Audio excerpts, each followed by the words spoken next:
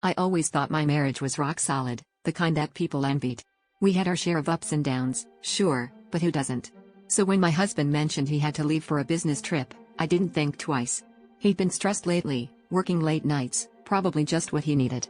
I even felt a tinge of guilt for feeling relieved at having the house to myself for a few days. That was until my phone started blowing up with notifications. Friends, acquaintances, people I barely knew were sending me a viral video that would tear my reality apart. The video showed him standing on a dimly lit stage at an open mic night, clutching a microphone with the confidence of a man who had nothing to lose. But he had everything to lose. His voice, the same one that once whispered promises to me, was now declaring love for someone else, someone sitting right there in the front row. Her face was partially obscured, but I could see enough to know that she was someone I didn't recognize, someone who had no place in our life. My heart dropped as I watched him describe their unbreakable bond and undeniable chemistry in front of a cheering crowd. Each word felt like a knife twisting deeper into my chest. I didn't know who she was, but I needed to. It was like a fever that wouldn't break. I found myself scanning the comments, hoping for some clue, some thread to pull.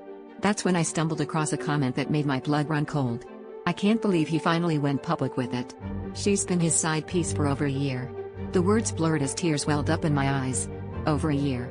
The betrayal was almost too much to comprehend. How many times had he left the house under the guise of work while secretly building a life with someone else? Confronting him was like stepping into a battlefield. He barely looked surprised, as if he had been expecting this moment. His nonchalance was infuriating, but it was his confession that shattered me entirely. I thought about telling you, he said, his voice devoid of the warmth I once knew. But I didn't want to hurt you. The irony was suffocating. All those nights I'd spent alone, all the love I'd poured into our life together, and he couldn't even give me the decency of honesty. In the end, the most painful revelation wasn't that he had fallen for someone else, but that I had been in love with a stranger all along.